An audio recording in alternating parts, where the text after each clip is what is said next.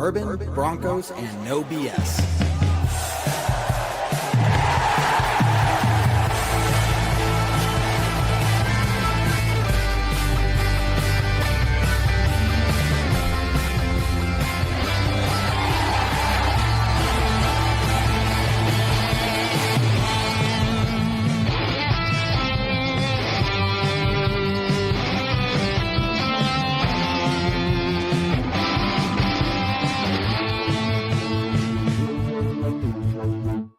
Fans, brews, and Broncos news. What's going on, Broncos Country? Welcome to another edition of Bourbon, Broncos, and No BS. As always, my name is 𝐁𝐫𝐴. We got fantastic crew with you here tonight. We got Spotty 𝐁𝐫𝐴𝐧𝐼, and we got Adam, who is in fact 6 feet tall. So in case anybody was wondering, that is officially cleared up. We did a measurement, and it was close, Adam. It was close, but I gave you like a fraction of an inch there. Oh, well, you know, as I age a little bit, I mean, stuff happens. I mean, and you do tend to, that spine compresses a wee bit, and, you know, but I will bring a doctor's note. I am 6 feet tall. Dude, the AI hates you, man. Every time 𝐁𝐫𝐴 posts some kind of AI picture, you're like the child in the photo, like Make-A-Wish or something. Well, Thank you, Spotty. Thank you. Because I'm like, you know what? Do I have we've opened up a can of worms 30 seconds into the pod. But no, I fully agree. Like, I know that I look young for my age. However, I'm not like this big, and I'm not a child. No, you're good. It's always funny. It's just good that I'm not, being made fun of being the short one anymore. So it gets a giggle. And if anymore? Yeah, what did I just do? When did this happen? Yeah. Anyway, we're here to talk about the Broncos, guys. I did think for a second that we could dedicate this show to some other NFL news. Very special. No, I'm just kidding. We're not even going to talk about that. I don't care about any engagements or crap. Anyway, Broncos 53-man roster. It is here, guys. We have been talking about it for months and months and months, and we don't have to do any more predictions. No more who's going to do what. Is this guy looking good enough in camp, or what about these mistakes? We have it, guys. 53-man roster is up. If you haven't seen it yet, I'm going to pull this up. We have some stuff to talk about, guys. A couple surprise cuts today. Maybe not so much surprise cuts or painful cuts like we saw last year. But obviously there are some names that were cut today. And so let's go through those. And Spotty, we'll start with you, man. What was a name or two that stood out to you as somebody that maybe you thought they were going to make the roster there, but some things kind of fell a little differently? I mean, we got to talk about it anyways, right? It really started off last week where a lot of us thought that 𝐷𝐸𝐿𝐴 would be someone that would be on the team right now. I mean, I know you guys kind of you chatted about it, and some of the other stuff have been posting about it, but when you get an offer like the Broncos got for Devon, you gotta have to go with it, right? Because it was like he was like a teetering spot. It's not like we're like, okay, 𝐷𝐸𝐿𝐴 is the number 3 wide receiver on this team. It was more like well, he might end up being 4 or 5, and if someone's going to give you two picks, it's not even swaps. I'm still blown away by this. Like, It's not even swaps. We got 2 really good picks, which could be top of the rounds for 𝐷𝐸𝐿𝐴. So I think that one, like, that's the real, let's say, surprise more than anything. I'm not real sure if there are any other picks on there besides maybe LaVell Bailey that are really surprised.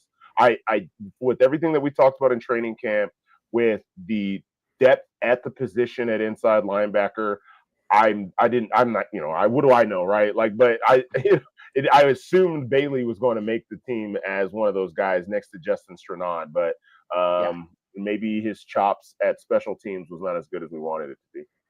For sure. Adam, over to you, man. What do you think? Spotty, you took the words out of my mouth, just because I thought everybody kind of assumed that LaVell Bailey was going to take that next progression in where he was from the team last year, where he seemingly made the 53.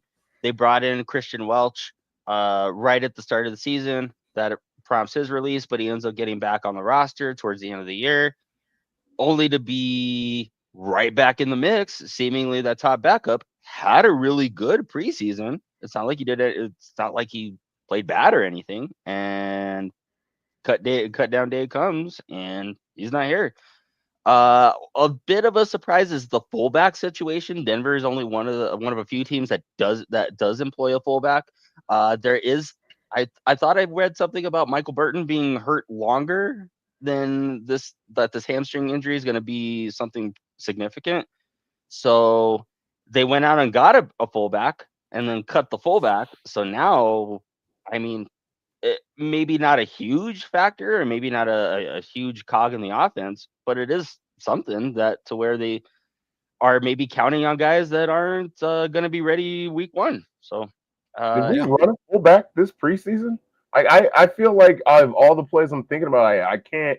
Even if we did it, maybe was like 10% of the plays, maybe 5. It just didn't feel like that. And I think one of the other things about Sean Payton specifically, he likes tight ends that have the ability to play also fullback. So again, Atkins, he could be playing. What would we say? He might be out for a little bit.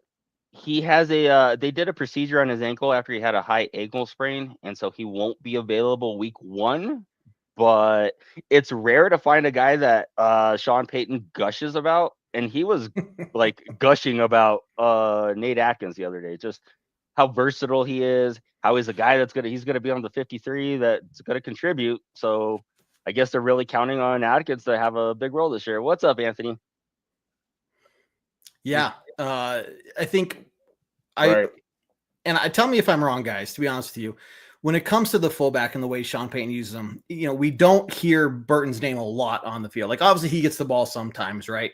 But when it comes to his blocking ability, and he's just a big guy, right?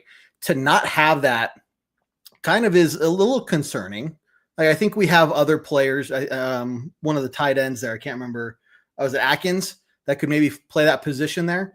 But Troutman, Kroll, both of them could probably play fullback. Or some H-back, something like that. But you can't see where they're in place of that fullback. Maybe that changes the offense philosophy from having a fullback to maybe running a lot of double tights, running a lot of maybe 2 tights, having that guy like Kroll. I am president, CEO, every other person, every other hat. I wear a lot of hats of the Lucas Kroll fan club. So we are excited. We are excited that he made the 53. I love it. Let's see. We got some people up in here. Anthony, Neil, and Natalie. How you guys doing? And I think Natalie, was your birthday like last week or something. So happy Broncos birthday to you. Derek, how you doing, man? Good to see you here as always.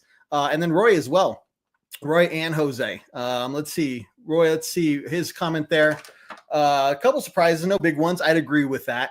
Let's see. Lacey is on waivers. Go get him when he's there at 20. So part of this, guys, now that we're going through the waiver process, obviously we looked at, who the Broncos had to cut. We can talk about who we're hoping to bring back for our practice squad, but now we also got to look at who all these other teams cut as well.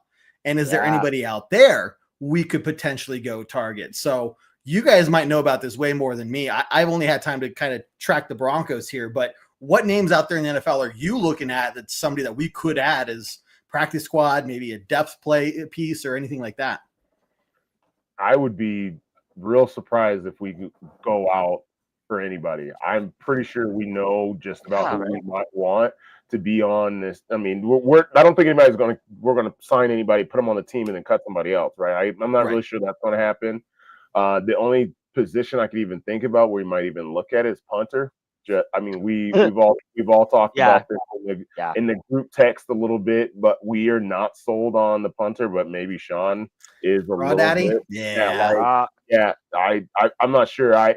There are no real big names that there's no surprises. Like there's not a lot of big heavy hitters where you're like, well, maybe they might be a spot out there for us to go for it. It's kind of been quiet. Maybe Adam, maybe there's somebody out there that you're thinking about, but I feel like it's not like when we cut Justin Simmons, right? Like There's no Right. big name player that we're like, hey, maybe this person they've got a little left on their career. Maybe they'd be good for us for a year or two. I just don't see anybody out there like that. I mean, I'm in agreement with that, just because I mean Sam Franklin was given a pretty substantial signing bonus as a free agent.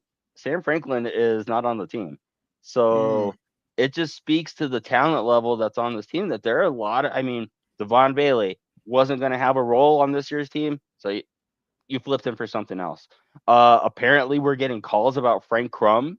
I'm not 100% sure why, but maybe, you know, if you're getting calls about somebody, it means somebody else likes them. And there's, I mean, Damari Mathis looking for a job, Audric Estime looking for a job. These are guys that, you know, are probably going to catch on with another team. These aren't practice squad guys. They're going to go contribute somewhere. So I really don't see where we're going to, there's always tinkering with the back end of the roster to try to improve it. I really think that's what you're only going to see here. If there's going to be, like I said, maybe they find a punter out there, but again, from his presser today, they really like where Crawdaddy is. Whatever that means. Whatever that means. It's just going to be interesting to see, because obviously I think some of these games we play this year, it's going to come down to, you know, yardage position. It's going to be close, right? There are going to be instances where we're going to have to rely on a punter to get that thing deep. And if it's a close game, end of the game, and all of a sudden our defense is starting from the 40 or 45 yard line instead of the 20 or 30, like that could be a major factor. So look, I'm hoping, obviously, Crawdaddy, we've given him a name already. Crawdaddy he's already nicknamed. Hopefully things are okay. And, with a good offense, a really good offense, we won't have to worry about punting as much, but that's something that you don't want to worry about, is the punting. Yeah. And we just had those special teams glitches last year, and we lost 2 games because of it. And it's like, man, 2 of those games that we could have had if it had not been for special teams. I don't want to repeat that performance this year. So before we move on, I do want to call out really quickly. I see a blank comment here, and I remember from last year. I know what a blank comment means. If I'm not mistaken, this means we got some stars. We got some donation here from Neil and Natalie. Guys, thank you very much for chipping in. For everybody else out there, if you want to donate, please feel free to do so. You don't have to, but Adam is trying to get special pet food for his giant pet iguana that he's entering into a competition later this year. So anything you guys can give helps help that pet iguana get to its biggest, strongest size, so Adam could go win that prize. That's the best. I gotta work at those for this year. It's not as strong as it was. You're strong as going, Dan. It's still preseason. It's fine. You got one more week. Working out the kinks. Take it on. Let's see. I like this from Gary. For the fullback position, maybe Mitch Fabroni. Maybe he is called up to he is so stellar at the long snapper position. Maybe give him a little bit extra responsibility. I don't know, but just for Sean there, yes, for when Sean does listen. Let's see what we got here. James, shocked Bailey got let go. I think that's probably the biggest shocking cut of the day. And what do you guys think is maybe behind that? I don't think he's going to last through, the waiver process here. And is it just simply because we have so much talent and depth there that is just, hey, we have to make room for someone, and he's something that we want to keep, but we got to make a decision. He's the one to go. You know what I mean? It's all about special teams, 100%. Yeah. A lot of the stuff that I was looking at, Bailey didn't really play special teams, and Reed, which congratulations, by the way, to Carrion Reed, who keeps that streak of a undrafted rookie making the team. Not even a streak, I guess, because it's 21 out of 22 years, but that's still a pretty damn good streak. That's pretty good. Like that's really good. And he specifically is someone that they look to who had very strong special teams play. He did have that pick in one of the games. Was that the 49ers game? So the first game.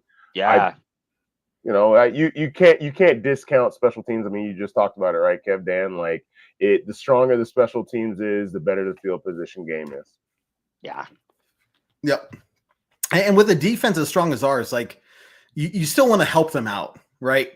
And again, it just goes back to those little mistakes. And we've seen that the Broncos did a lot over this offseason with changing out coaching staff on special teams. And I think really trying to address this issue that they noticed, hey, it wasn't like every game and it wasn't every situation, but there were a couple really critical moments that the special teams, it was the cause of concern there against two divisional opponents as well. And those are just like, you cannot have those situations. I mean, we were a field goal away from beating the Chiefs in Kansas City last year. Like, are you kidding me? And I will just never forget Mahomes running out there. Hey, look, we won. Okay, yeah, good for you.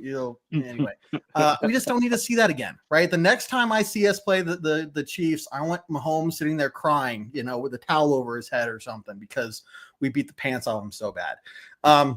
But it is interesting to see what they're going to do with special teams, and it's going to be, interesting to see how it plays out.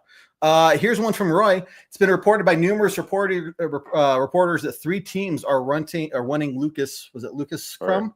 Frank Crum. Frank Crum. Thank you. I was mixing Lucas Kroll and Crum. And anyway, It's Frank Crum. Earlier, literally. How dare you?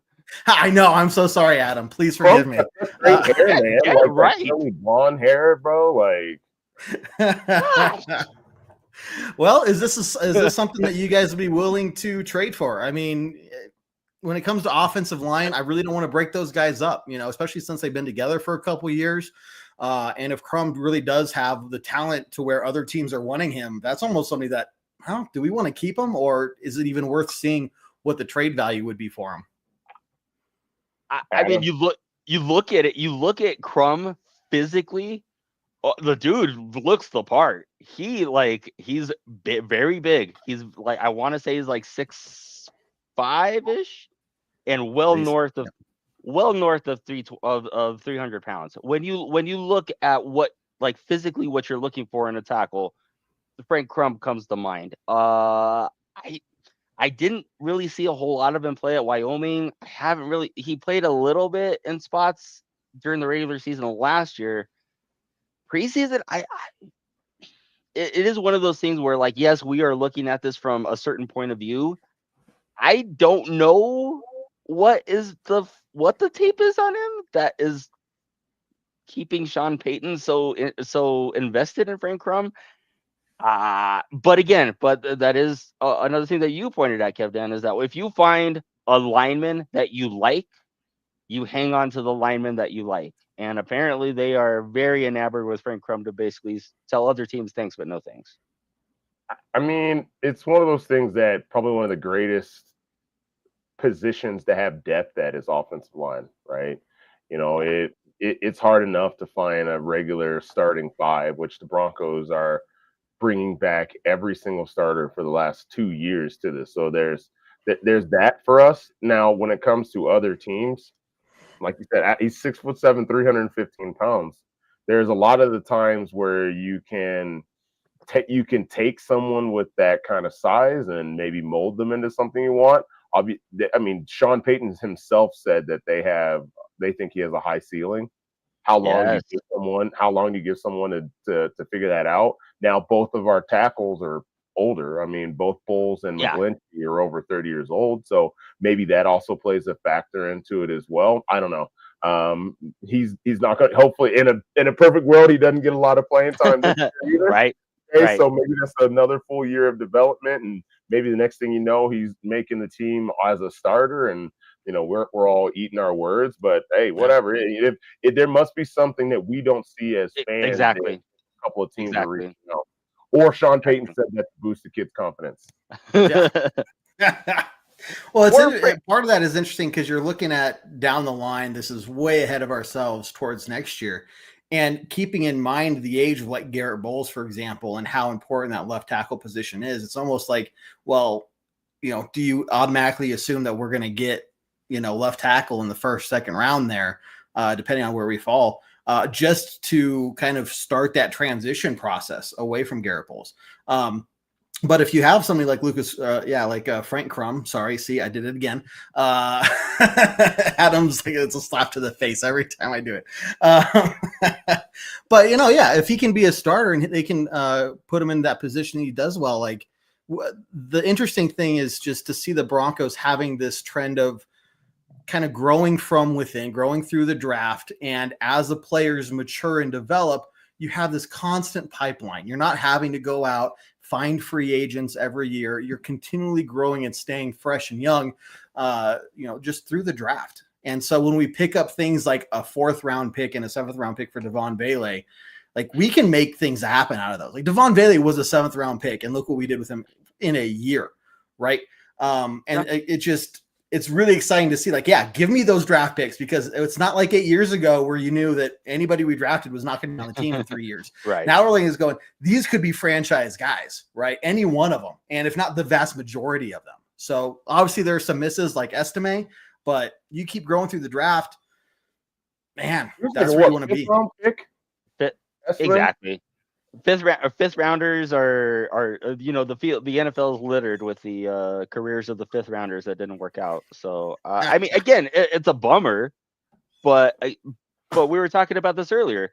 For Denver to hit on 80% of their drafts, I mean, that is unheard of, and it's also a sign of a good scouting development part of the team, where you have 21 out of 22 years an undrafted guy makes the roster. That, I mean, if you're not even spending draft capital to fill backup positions, that's a draft and development franchise, my friends. Well, look at some of those harder years from us. Those harder years for the Broncos, like it felt like almost every year we were talking about, oh, so-and-so is the last member of the 2017 draft class, right? And when you're talking about whole draft classes not being present on the team, that means that you had to go out in free agency, you had to pay more money for that. It's really the game of football is about development, and I think the best representation of that currently in the NFL is the Philadelphia Eagles and Howie Roseman. Like, I don't know how the guy I'm doing it, but it's not about hitting on every single draft pick. It's really about hitting on maybe 2, maybe 3 players every year, because you're going to have more draft picks the following year. And we gave the Paytons their kudos here near the end of the year, at the end of last year, and I think we have to continue to give kudos to George Paton. So yeah, it's been a remarkable turnaround. The things that this ownership group has done, walking in to taking the first year to just learning about the organization, hearing from the fans, seeing what's going on with the team, making difficult decisions like getting rid of Hackett, before the end of the season and his first, like, those are things that you're seeing this organization group take control over teams slowly and in the right way, but also not afraid to make those tough decisions when they need to be made. And the way they're going about, like, obviously they're in the business of making money, but they understand the history behind this team. They understand the culture of the fan base. And that expectation is at a minimum playoffs every year. Like, that is the expectation.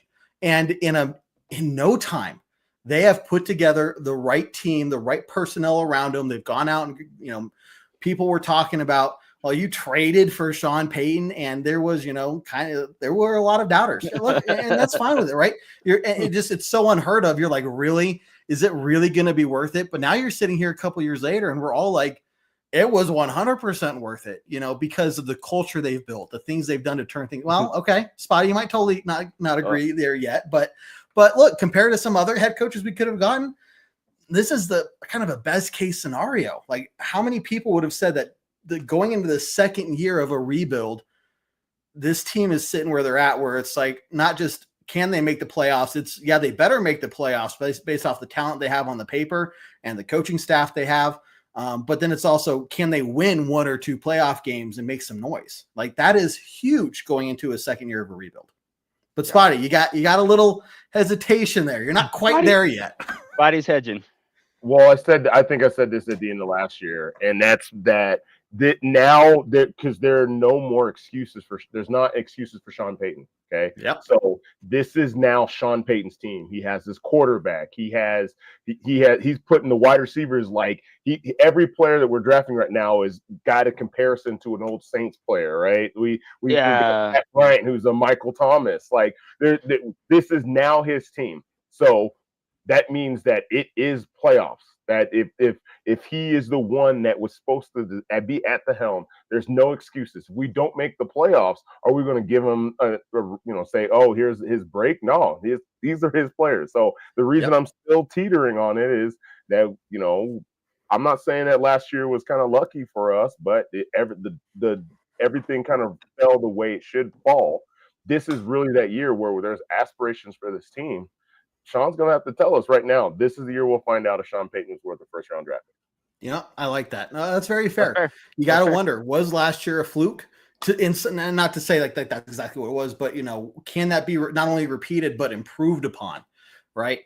You look at people talking about Bo Nix and maybe having a sophomore slump, right? Things like that. Like, hey, Sean Payton went and said, this is my guy. He put his career and his reputation on the line for Bo Nix and drafting him where he did.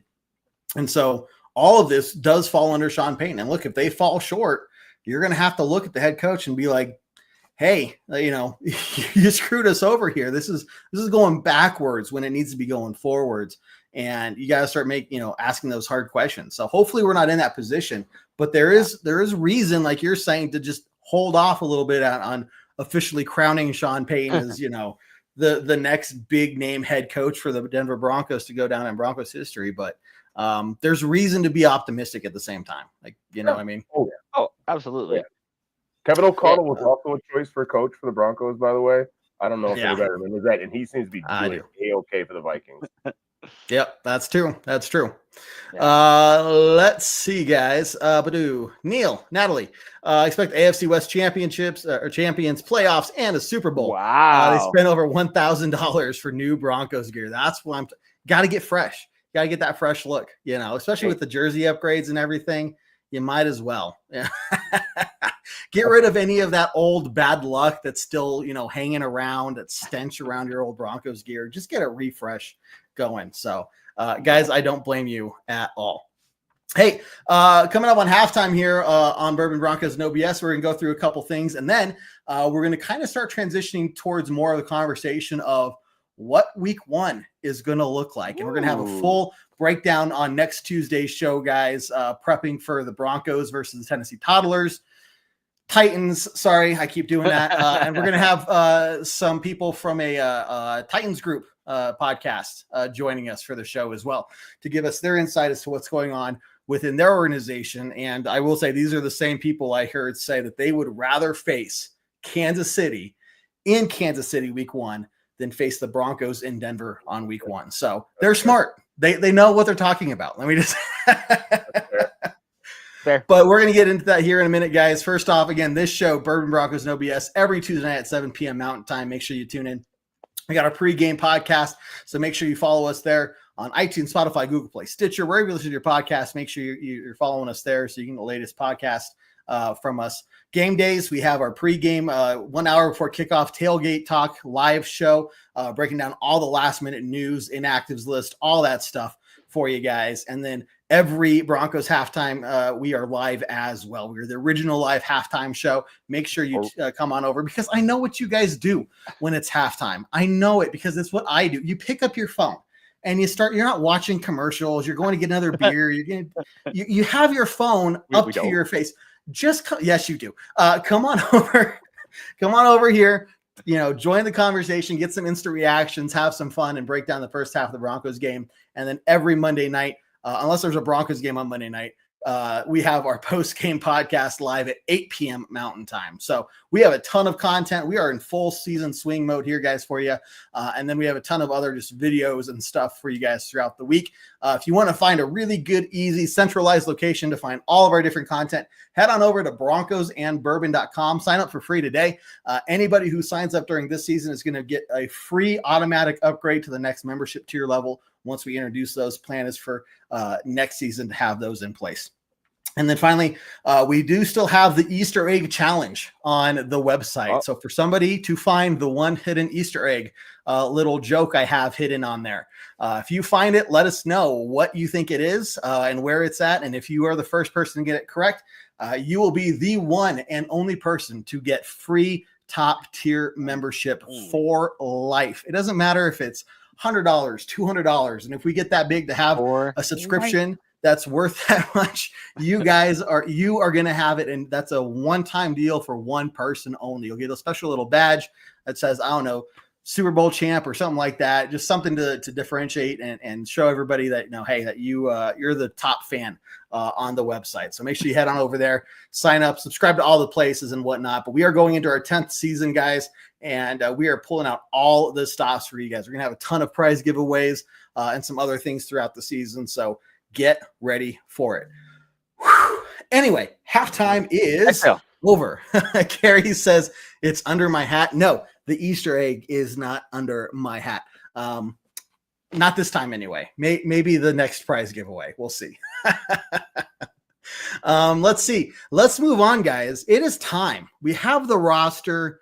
I know we're waiting to see who's going to be on the practice squad, and that's all well and good. But it is time to start looking at week 1. Broncos versus Titans. Now, I did hear some rumors that the rest of the NFL is kind of mad at the Broncos because we're getting a 4th preseason game. And they seem to think it's unfair for some reason. So obviously it's week 1, anything can happen. But when you have a team like the Broncos who are looking as good as they are, they have the talent, they have the pieces in place at home against a team like the Titans, you got to think like this shouldn't be too much of a challenge, right? So let's just break it down. Spotty, starting with you. What are some of your initial thoughts for this upcoming game other than just we got regular season football around the corner and it is damn good to be back? It's crazy actually. What the media is viewing and even Vegas is viewing about this game is not as crazy as you would expect. I think the line is 7.5 right now. Which, if you're looking at, like, I think there's a couple games the Eagles had last year that were like 12 and 13, right? So that tells you that they're expecting at least a close game. Now, the one thing that I really like two things I really like about this game is, one, we're playing a rookie quarterback, and for a team that's really not that good, and then 2, early in the year, defense tends to be way ahead of offense. It doesn't matter what team it is. We know these first couple of games are going to be kind of brutal for those teams whose offenses are struggling a little bit.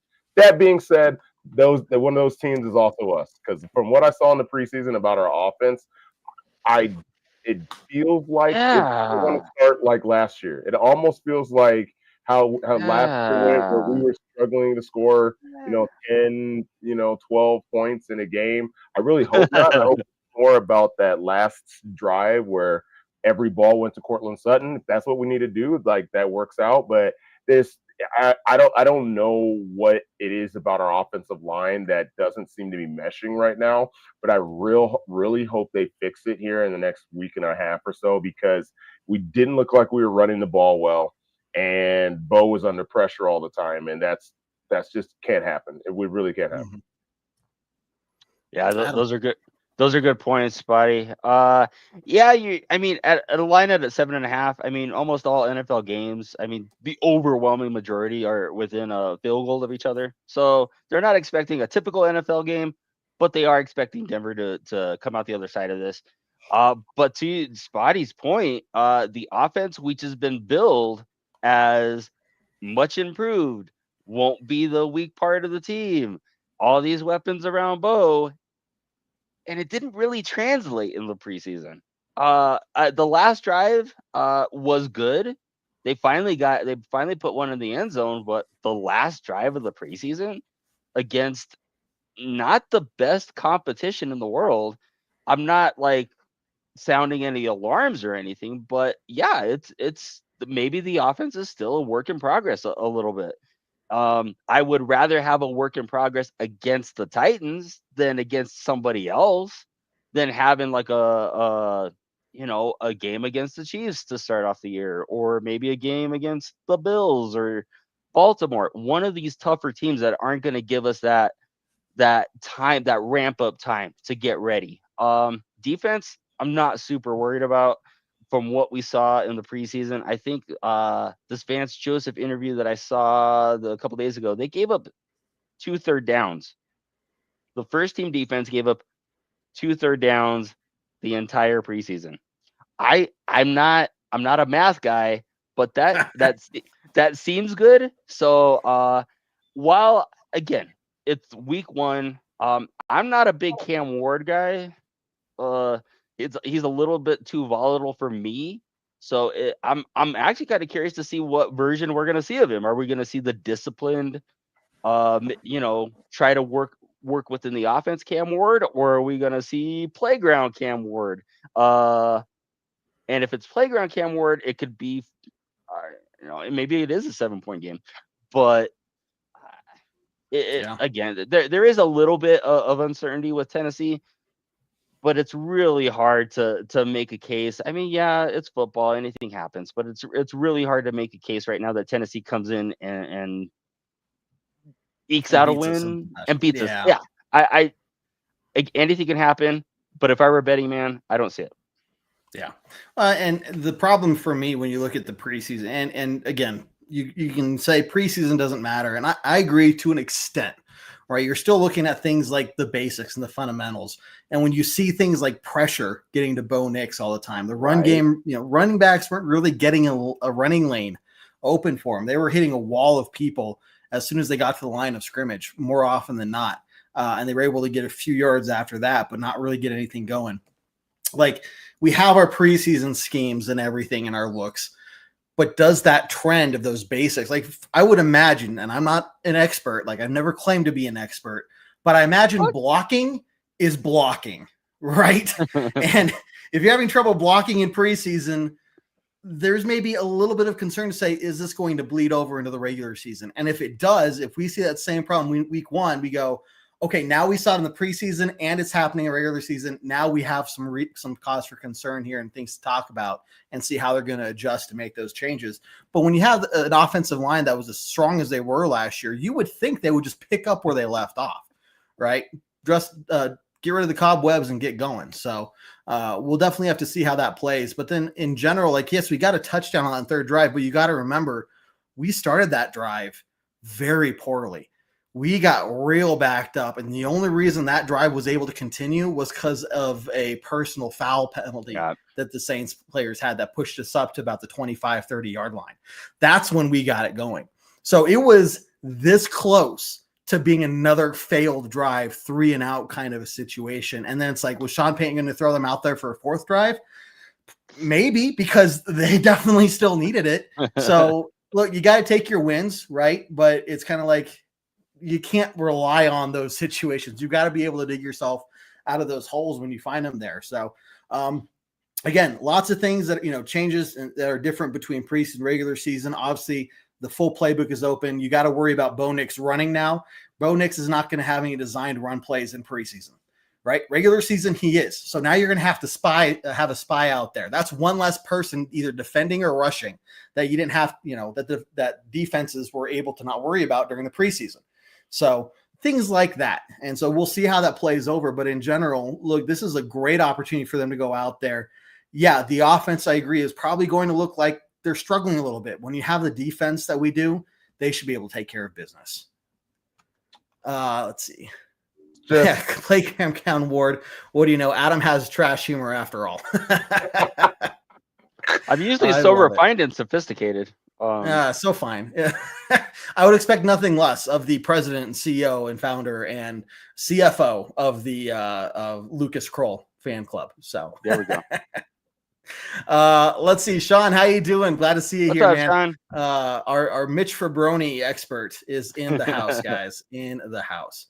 One comment here from Sean. Glad to see us keep 4 running backs. So I'm really excited about this. I think you have somebody, obviously, I think McLaughlin being the 3rd running back, but you have Tyler Bidet there, probably more for special teams, but you could still throw him into the mix.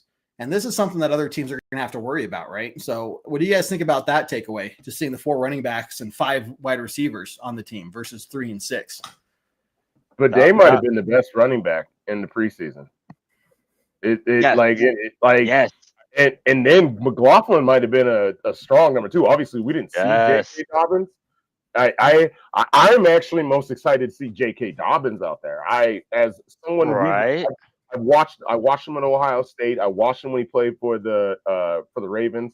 I just know that when he is healthy, he's electric. Now that is when he is healthy is very difficult. The man's spent most of his career not Hurt. healthy.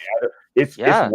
I actually I don't know if anybody saw the stat about him his senior year of high school. He ran for like 5,700 yards and like 50 touchdowns in high school. And he played one snap his senior year because he got hurt. So like it tells you, like, so I'm most excited about seeing JK, but like Tyler Bidet, man, deserved it 100%. He deserved a role, and then he might have usurped Courtney Jackson's return spot by making that 40-yard return against the Saints. So you know what? Get the man the ball. He's going to get out there, and he's going to do something electric.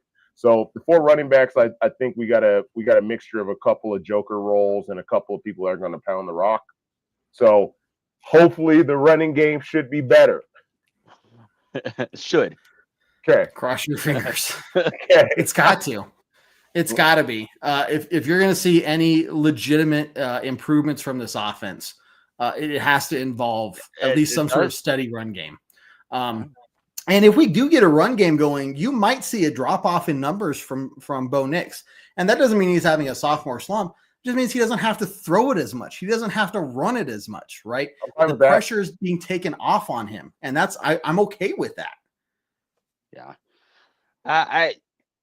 With Dobbins, I was actually talking about somebody. I was talking about Dobbins with somebody, and they're talking about, like, what do you think the split's going to be? And honestly, I think it's going to be a true 50-50 split with him and Harvey. If anything, though, I know we all talk about the 53, who makes the 53. What's even more important is who dresses for the 48. And do we think in keeping 4 running backs, do you think maybe Jaleel McLaughlin doesn't dress 100% of the time because Tyler Bidet can return kicks? He can play on the coverage units. He could be your change of pace back. He can be your pass catching back. I like Jaleel McLaughlin. He's a great story. His work ethic is unmatched. He can't do as much as Tyler Bidet, or at least he hasn't shown as much that he can do what Tyler Bidet does. And I'm not worried, but I think in keeping 4 running backs, I think that leaves them open to the fact that there's one guy that's not going to dress for all 17 games. And I think that's very well could be McLaughlin. Well said. Spotty, what do you think, man? I mean, I agree with that 100%. It's just I think it's going to be a hot hand thing. We talked about this a whole lot last year. And I actually want to say this now, too, is that I really hope that our running game's better this year, mostly because I don't want Jared to be right. Jared was arguing all last year when it came to Javonte that it was more about the offensive line than it was about the running backs. And it's hard because, like, we see when it comes to Pro Football Focus, they rank the Broncos so high in run block percentage and wins and all that other stuff. It didn't equate. It doesn't equate whatsoever. So if they can be even a semblance of what they were last year about that, there's no reason that the Broncos shouldn't have a 1,000-yard rusher this year, right? We need to have a 1,000-yard. Better yet, how about this? While I was sitting here, I was looking at how the Titans defense did against the run last year. Okay, they gave up on average 139 yards per game on rushing. So then, bold statement for game 1: the Broncos are going to break their 100-yard rusher streak because we're 5 years without a 100-yard rusher. Yep, it's been a minute. Been a minute. That's insane. Put it out there, and if we get that 100-yard rusher right now, then we're gonna carry it. That's the smoke that the Broncos need. Well, automatically. No, exactly. Automatically, other teams that we're playing are going to look at that and say, "Yeah, okay, they're obviously committed to the run, and we gotta worry about that." Now, if we go out there in week 1 and the run game is just not there, you got to wonder, like, teams are going to say, okay, maybe we don't need to worry about that as much, and we can focus up some things, on some other, let's see.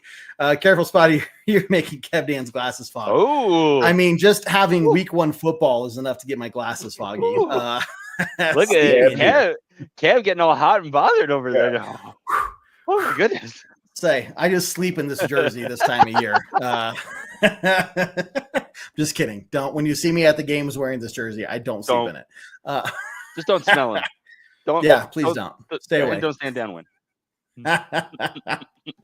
Man, this is crazy to talk about. We've seen a lot this offseason and players. One name we haven't talked about tonight, and some good, but maybe some concern as well. Evan Ingram.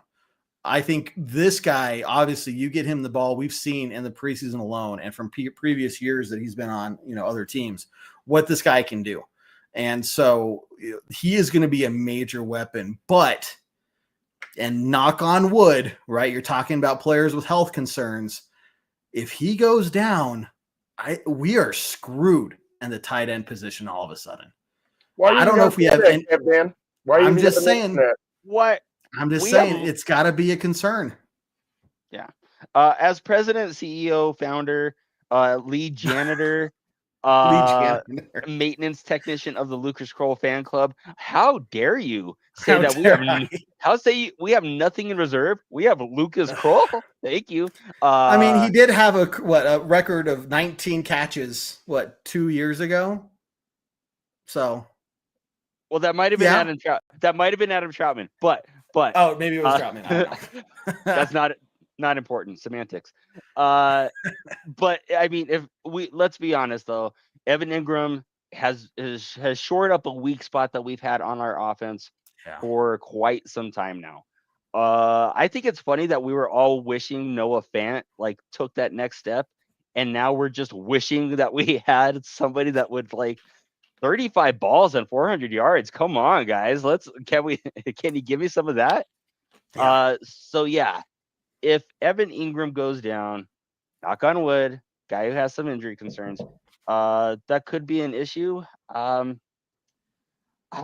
you're also kind of looking can we maybe overcome that? I mean, is it something that is a fatal thing that we can't overcome, especially when this is an offense that is in its second year with the same offense? You have the same offensive line for 2 years in a row. I think it's interesting that they didn't bring a sixth wide receiver. It's only 5. So it's Cortland, Mims, Franklin, then Bryant, and then Sherfield. And Sherfield's more of your special teams gunner. So really, they're only going 4. So if anything, I would think that you probably need your wide receivers to be very healthy this year because you're not really taking a ton. Yeah. I think that's exactly why we kept 4 tight ends though. I don't believe Evan Ingram's going to be out there too many times and blocking opportunities. I know we might need him out there for part of the time, so is not to give it up exactly what we're doing. He's going to run routes, but I wouldn't. I have a feeling if Evan Ingram is out there, it's probably a 2 tight end set where the other tight end's doing more blocking and he's maybe doing chip blocks and different things like that. It's something he said he worked on with his blocking, but if we can take some of those harsh plays off of him, maybe that will end up improving his health for the year. Right. And especially when you have 2 tight end sets like that. I mean, we can see from our championship teams under the Shanny years where you had your blocking tight end in Carswell, and then you had your receiving tight end in Shannon Sharp. Was Shannon Sharp a capable blocker? Yes. Was he are you going to send in instructional videos on his inline blocking? No. But again, Adam, don't think I've ever seen one. But we didn't ask him to do that.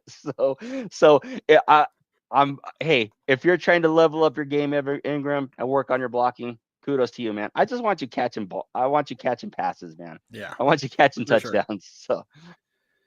So I think Roy here is automatically disbarred from ever joining the Lucas Kroll fan club. What? So Roy, if you were looking at joining that, I don't think you're going to have your membership approved. But yeah, I mean, it's just, I'm not trying to put bad juju out there. It's just, there are some areas of concern there for the Broncos still. I think the next one I wanted to cover, it's only the next, there's not much in terms of concern, but looking at the linebackers, obviously with Singleton and Greenlaw back being healthy, they've been practicing. We didn't see them during the preseason, which makes sense. I'm okay with that. But the inside linebackers have been a problem for the Broncos in previous years. And so when you're looking at players like Singleton, who is it is his contract year, but he is also coming off that really bad knee injury from last year. That's a concern. And then Greenlaw, just as good of a story as he has, and when he's on the field, yeah, he does good things, but you got to make sure that he stays on the field, right? You can't let this guy get hurt. So what are your concerns, or if any, like, what are you guys thinking about when it comes to the inside linebackers? Go ahead, Spotty. Take it away. I mean, it's hard. We talk about injury concerns for Greenlaw. It's hard because he's only really been injured one time, and then it just is taking him. That one time, of course, is a torn one time in an NFC Championship game, like where he actually wanted to go out and play, and they told him that he couldn't go in, and then so it's hard to beat that kind of rap when it comes to injury concerns. Now, this is the one thing that people need to remember is that somehow the Denver Broncos training staff has done an amazing job about keeping they have healthy. So I am trusting that fact that that will continue. Most of our injuries, I believe, were away from Denver as well, because Alex tore his in the Carolina game or something like that. Played the rest of the game. He tore his ACL in the Tampa Bay game, and then played the rest of the game like a crazy man, like a crazy guy. Or anything. And so I'm just kind of hoping that group just stays healthy. Drew's also only supposed to be out. And now we put him on the short-term IR, which means he has to miss at least the first 4 weeks, which is not that terrible when you look at the schedule. It's Tennessee, the Colts, the Chargers, and then the Eagles. Mm-hmm. Yep. Game 4. Is it? No. Game 4 is Bengals back here Monday night. Yeah, that's right. Monday night. And then, so that's not as terrible, right? So we're going to get some help back when Drew Sanders gets back to us. The Broncos must have seen something if Bailey's off of the inside linebacker group, and they must be very comfortable with Greenlaw being healthy. Because I was actually thinking maybe because we took a lot more defensive linemen. We didn't want to give up. That's the thing that no one's talking about right now. We brought back Jordan Jackson and 𝐁𝐫𝐶𝐞. Yeah, I always say it wrong. I'm not gonna lie. But we brought both of them, and I thought 𝐁𝐫𝐶𝐞 was going to be off the team.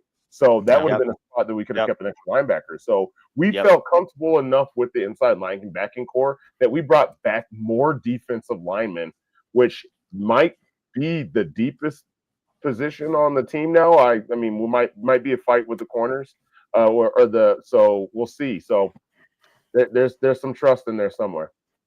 Yep. Sean, I think you said it perfectly here, man. It's not a concern till it's a concern.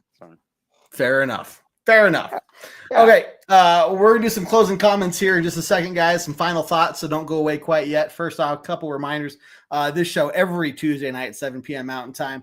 Don't forget about our post-game show, our post-game podcast live every Monday night at 8 p.m. Mountain Time, covering the last game and whatnot.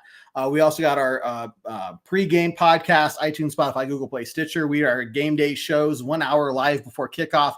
Got our tailgate talk and then our halftime hash show live for every Broncos halftime game. So tons of tons of content. Make sure you're following us on YouTube and Facebook and all the different places so you can see all those videos. And then if you just want a good centralized location so you don't have to go finding this stuff other places, head on over to broncosandbourbon.com. Sign up for free today, and make sure you check out the fan zone section, the huddle. There are game day chats and places for you to share pictures of tailgates and game day experiences. You can show off your Broncos man cave, all that different kind of stuff, guys. And we're just going to keep adding to it over time. So make sure you guys go ahead over there and sign up. We also have articles and stuff. More of those will be coming out once the regular season starts, or we get closer to that as well. So it is time. We are here. Postseason is over. Preseason is over. It is time for the regular season, and there's a lot of hype around this team. So, man, Adam, I'm going to hand it over to you first, buddy, and have you share your closing thoughts, buddy. What you got? All right. Well, as we enter the regular season, all of us are a bit excited, but we got some bad news today, and that is with the birth of the Antichrist, or at least or at least the plausible birth of the Antichrist, because we know that tight end that plays for Kansas City and the most talentless country singer turned pop singer are gonna consummate their union at some point. So at when that time comes, I will be stocking up on toilet paper and ammo and going into my bunker. And I will be changing my handle. I'm sorry, Lucas. I won't be president. I will be rescinding all of my connections to the outside world at that point. Roy, we'll offline later and we'll talk about it. Before anything happens, we're gonna have a good membership drive this year. So I'm really, all joking aside, I'm really looking forward to week 1. We've talked enough. We have talked and waxed poetic about too much. It's time to play some football now. Yep. Love it. Spotty, what you got? So let me put everybody in the right spot, right frame of mind. I like it. Okay. So here we are, end of August. We're about to step into September. The mornings are cool. Football is on Sunday. It's a good day. It's a good week. All right. I'm already thinking about the early morning walks. Me and the wife will go out before the Broncos come on at 11. And we're not worried about sweating our asses off when we step outside in 90-degree weather. We're just enjoying the 70-degree and then like the fresh morning dew. Yeah. Crack my first beer at 11 o'clock. Watch the Broncos kick someone's ass. And quite honestly, it's the life. It's what we all look for. If anybody who's are Colorado people, we don't watch the Rockies anyway, so we've been jonesing for the last 2.5 months after the Nuggets ended their season. So this is the happy man that is looking forward towards fall weather, where I can play some golf, watch the Broncos, and drink way too much beer. Michael, no cool mornings in Vegas yet. Do you ever have cool mornings? And then just you don't want to be in Vegas. That's where the Raiders are, man. Why live somewhere where your state's trying to kill you? Right. Fair. It's like living in Australia. Everything there is trying to kill you all the time. Why would you live there? Roy, why wait till 11? Fair question. Yeah, I think you could bump that up to 10. Just start early, man. 9 8. You wake up, crack it open. You can't be drunk all day if you don't start early. Exactly. So at least looking forward, it seems like our drinking is going to be more centered around celebrating versus drowning our tears in. Yes. Celebratory drink. Celebratory beers taste so much better than consolation beers. They really do. Tears or sad tears? Are those happy tissues or sad tissues?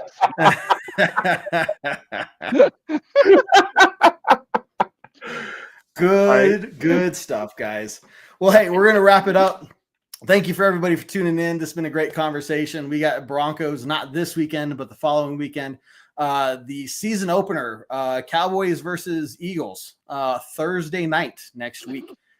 So less than 10 days away, guys. And we are going to be full on talking about stuff that actually matters in terms of games that will count, plays that will matter, and tons of stuff to break down week in and week out for the foreseeable future. So we are ready for it. We're hoping you guys are ready for it. Tune into all of our content. As you guys can tell, we are all about interacting with you guys and sharing your comments and then talking about what you guys want to talk about. So this is the place to be. So Spotty, Adam, thank you very much for everybody in the comments. Always good to see you guys as well. But man, oh man, I got to tell you, I have nothing left to say other than to end this show as we always do on a very strong Go Broncos. Go Broncos. And I hate Taylor Swift. Take care, everyone. We'll catch you later. Me too. Do what I like, yeah, I do what I like, yeah, I do what I like. Sip and go, sip is right, and I go with the flow, yeah, I go with the flow, yeah, I go with the flow, cause I know I'm the show. In the zone, here I go, in the zone, here I go, in the zone, here I go, yeah.